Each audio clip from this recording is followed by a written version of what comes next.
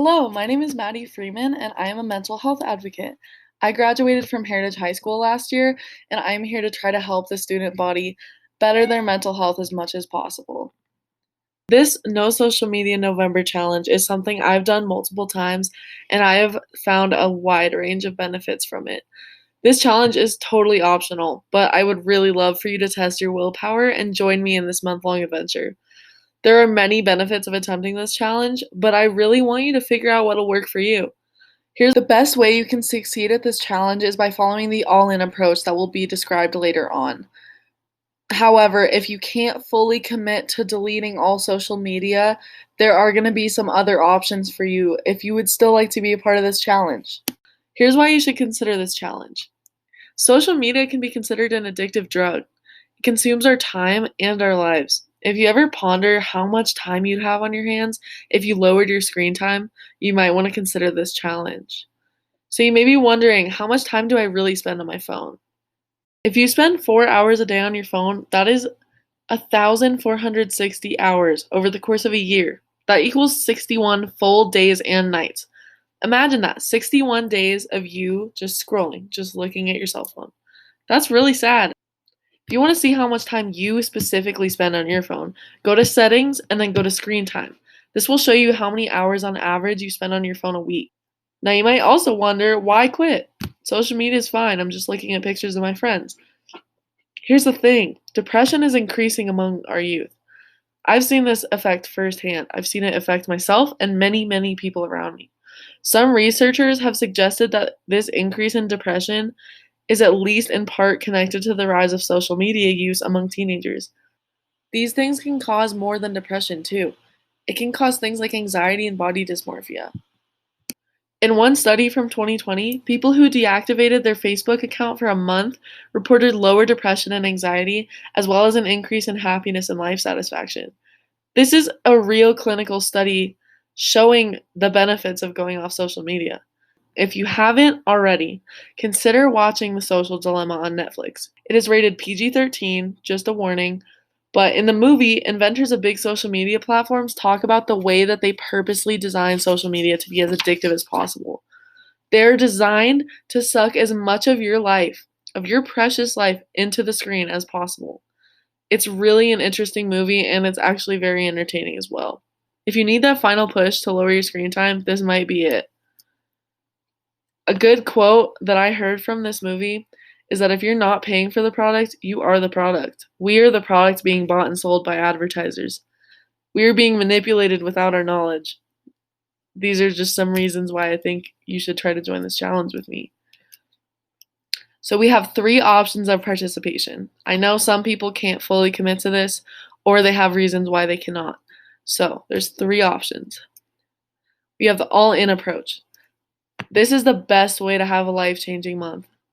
This approach is deleting all social media apps, including Netflix and YouTube, and also any apps that you'd spend more than 5 minutes on. Personally, I'm keeping my messaging app, my phone call app, and my navigation and music because those are things I need to function on a daily basis. But I'm going to delete every single game, every single app other than that. Or if you really want to go all in, you can give your phone to a parent or guardian for the whole month and maybe even get a flip phone. That's a little extreme, but hey, I think that would be the most beneficial. Then we have the halfway in approach.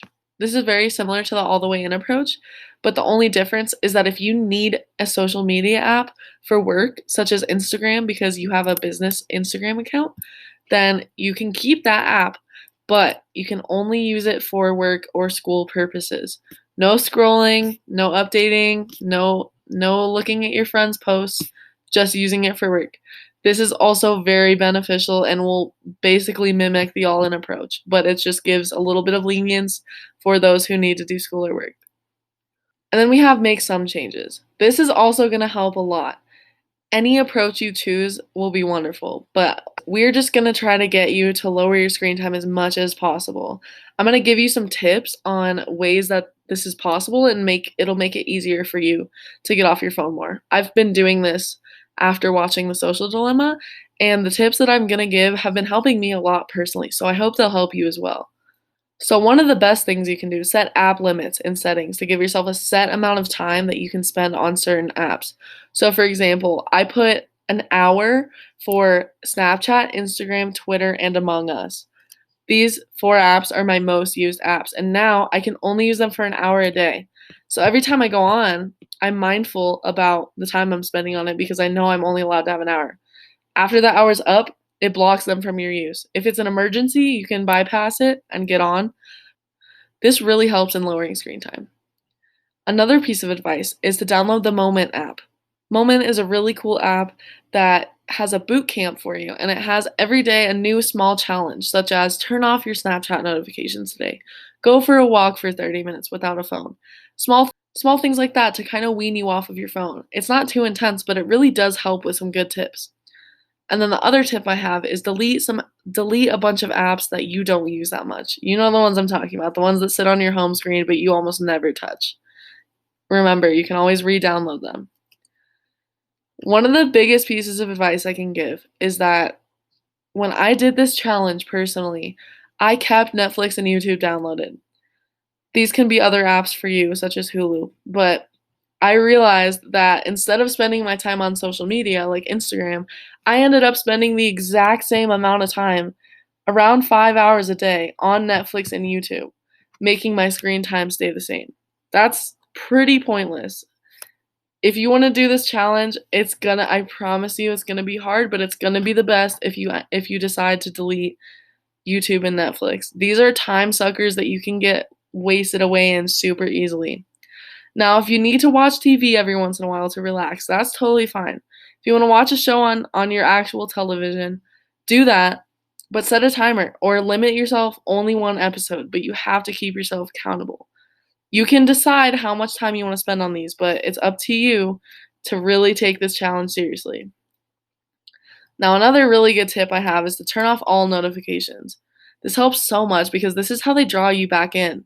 All those constant pings and alerts saying, your friend posted this, you have an update, you have a new like. Those are the things that they want you to see so that you click and go back into the app. Turn all notifications off. Another thing you can do is rearrange your home screen. This way, you only have productive apps right on your home screen, and all of your social media apps can go in a separate folder. You can kind of play around with this and make the folder name something fun like stop or don't click here or don't waste your time. You can name it fun things like that to kind of remind you every time you see it, like, oh, I shouldn't go on Snapchat. There's no reason I need to right now. I probably have no Snapchats anyway.